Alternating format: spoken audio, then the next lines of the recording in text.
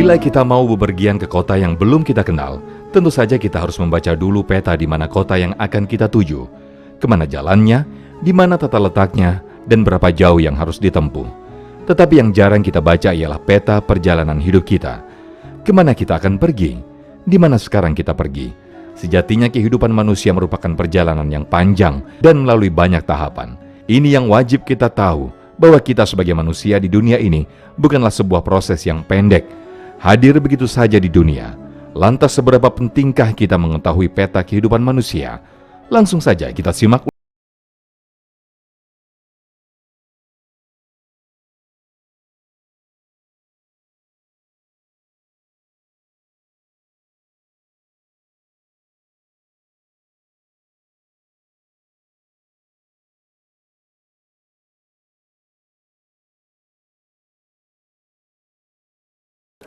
Assalamualaikum warahmatullahi wabarakatuh.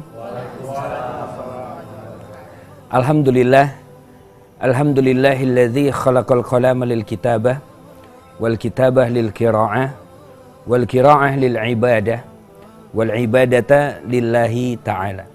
Wassalatu wassalamu ala sayyidina Muhammadin al-izzah wa ala alihi wa ashabihi alladzina i'tazu bi'izzatillah amma ba'd. Kita 2 pekan yang lalu, mungkin ada yang nggak hadir, 2 pekan yang lalu kita sedang membahas mengenai peta perjalanan hidup manusia. Jadi kemarin kita sudah tampilkan juga PowerPoint-nya atau keynote-nya kemarin kita tampilkan bahwa peta perjalanan manusia itu ternyata ada 7. Yang pertama adalah alam ruh, yang kedua adalah alam janin, yang ketiga adalah alam dunia yang sekarang kita berada. Yang keempat itu adalah alam barzakh. Yang kelima, padang mahsyar. Yang keenam, yaumul hisab. Yang ketujuh, surga atau neraka. 7 perjalanan hidup kita. 7. Dan ternyata dari pembahasan yang lalu kita ketahui bahwa ada dua episode hidup atau perjalanan hidup manusia yang manusia nggak punya ingatan, nggak ada muscle memorinya di sini, yaitu di alam ruh dan juga alam janin. Alam ruh kita nggak ada yang ingat, padahal kita semua sudah pernah dikumpulkan oleh Allah di alam ruh, dan bahkan diambil perjanjian oleh Allah Subhanahu Wa Taala di alam ruh. Pada saat Allah katakan, Alastu birabbikum, apakah kalian bersaksi bahwa aku adalah Tuhan kalian? Dan kita semua saat itu menjawab, bala syahidna. Benar ya Allah, kami bersaksi. Kita bersaksi. Tapi coba, masih ada nggak yang ingat dulu nongkrongnya di mana waktu di alam ruh? Nggak ada. Kalau ada yang ingat, error berarti. Nggak ada yang ingat. Nggak ada yang ingat sama sekali bahwa kita pernah ada di alam ruh. Namun, di dalam kitab Ibnu Qayyim al-Jauzi, kitab ruh namanya, ya, beliau tuliskan ada satu keadaan di mana begini. Kalau seandainya ada orang ketemu di dunia, padahal baru kenal, tapi kok rasanya kok kita kayak kenal lama ya? Pernah nggak merasakan hal itu? Kok kayaknya klik banget kita? Kok kita kayaknya udah kenal lama banget? Kok kayaknya sudah saling tahu? Ini disinyalir mereka dulu pernah berjumpa di alam ruh dan temenan. Berteman di alam ruhnya. Ini dia. Jadi dulu sudah pernah, jadi pas ketemu itu kayak deja vu gitu. Kayak loh, kok kayaknya pernah ada conversation begini nih, pernah ada pembicaraan kayak gini, di mana ya? Di mana ya? Nah, itu dia. Itu berarti dulu di alam ruh juga pernah temenan. Ternyata di sini ngaji bareng-bareng lagi. Masya Allah. Maka orang beriman itu akan disatukan hatinya dengan orang-orang beriman. Sama. Orang-orang yang hobinya maksiat akan disatukan dengan orang-orang yang hobinya maksiat. Ini dia. Nah, maka mulai malam hari ini pegang baik-baik bahwa ada satu hadis Rasulullah SAW dalam Kitabul Ilmi nomor hadis 71. Beliau bersabda, "Man yuridillahu bihi khairan yufaqihu fiddin." Barang siapa yang Allah inginkan ada kebaikan di dalam dirinya, maka dia akan dipahamkan tentang agamanya.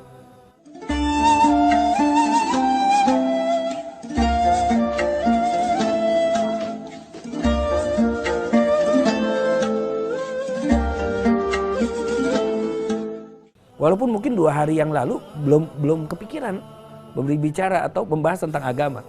Mungkin pekan lalu masih habis bermaksiat juga.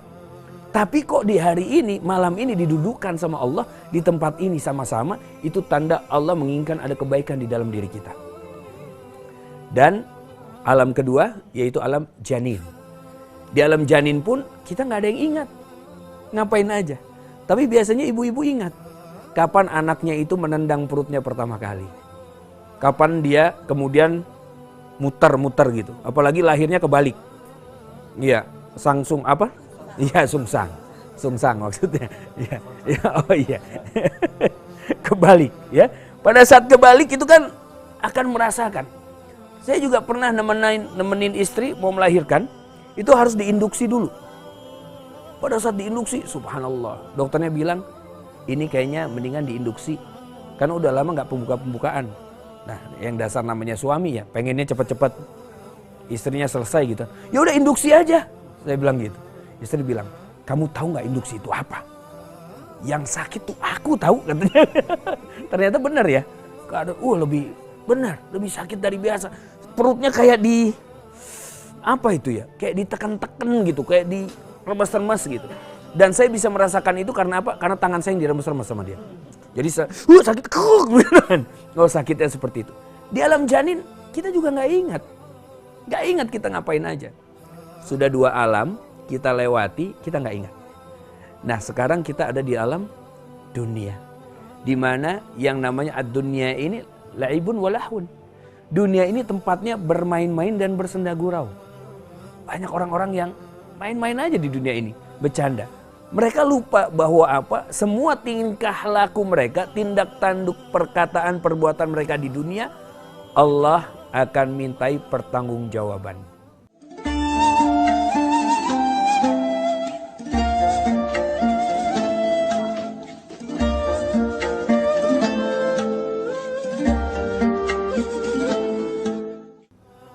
Dan pertanggungjawaban pertama kali yang akan Allah minta adalah pada saat jasad kita dimasukkan ke dalam liang lahat. Ini dia. Malam ini kita akan bahas mengenai alam barzah. Karena setelah dari alam dunia kan, dunia mah kita nggak usah bahas. Kita sedang menjalankan di dunia ini. Nah, yang kita perlu tahu peta ini kemudian kemana arahnya setelah itu. Karena kita sepakat bahwa semua orang pasti akan mati. Walikulli ummatin ajal. Fa idza jaa ajaluhum la yastakhiruna sa'atan wa la yastaqdimun.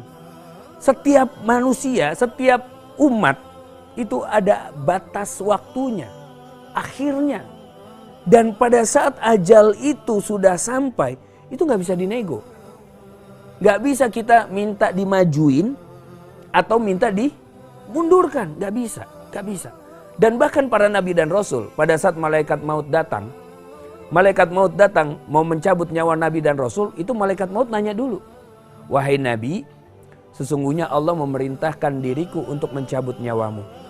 Kata Allah, apakah engkau ingin meminta penangguhan atau mau dicabut sekarang juga?